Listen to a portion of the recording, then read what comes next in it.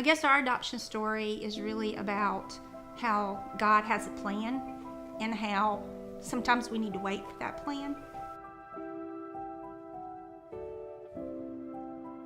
So I have a heart for children.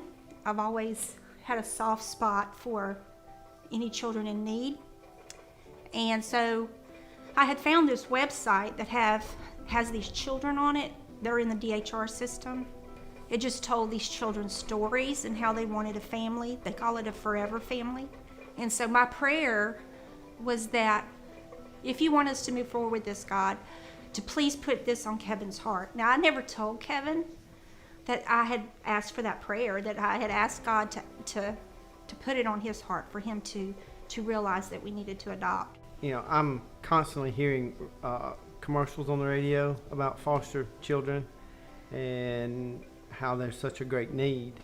And so it just became a burden on my heart, thinking there are older kids that are aging out in the foster care system. And so I started praying about it.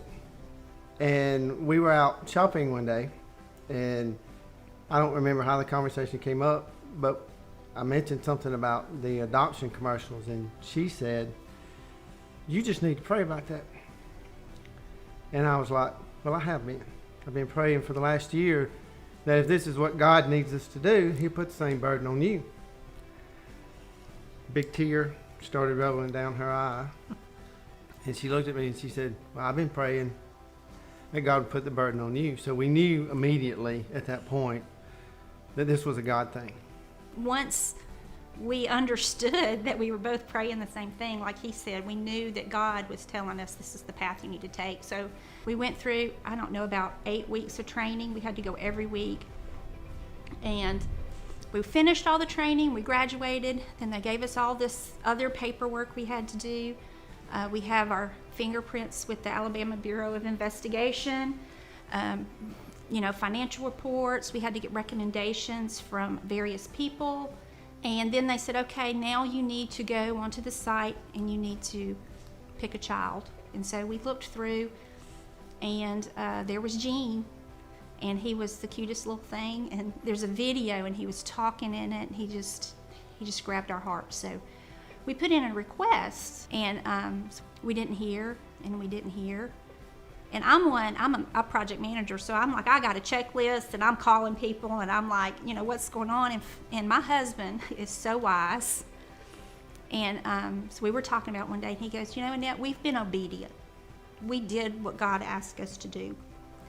We need to wait. We need to just wait for God's timing, because maybe all God wanted us to do was to be obedient. Maybe that's what He wanted, to see if we would step out on faith. And so I quit calling. We just waited. So probably 3 months later, the DHR worker calls, and she goes, hey, have you put in an inquiry on a child? And we're like, yes, absolutely we have. We're waiting on you. And she went and checked. And we're talking now, we're almost 2 years in. And so she called and she checked, and she said, hey, do you want to meet Gene? And it was like, from that point on, it was just like a snowball effect. The day that we met him, we went to the McWayne Center, and it was supposed to be just a meet and greet type thing. And the social worker brings him in and introduced, and we're walking around, and as we're talking, he just looks up at me and he says, you picked me? And you could see his wheels were turning, and he finally looked up at me and he said, well, what'll I call you? And I knew at that point, in his mind, this was a done deal. This was happening.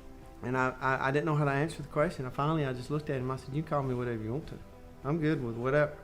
And before you know it, he's moved in and living with us. There's no way that baby wasn't coming home with us after he asked Kevin that question. That's all right. And when he first came to live with us, he would leave the bedroom light on at night when he would go to sleep.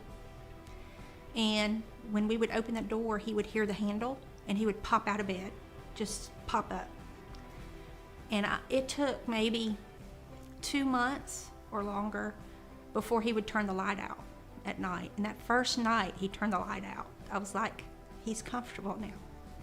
All through this, you know, we struggled, we were frustrated, and it just seems like we run into brick walls every turn.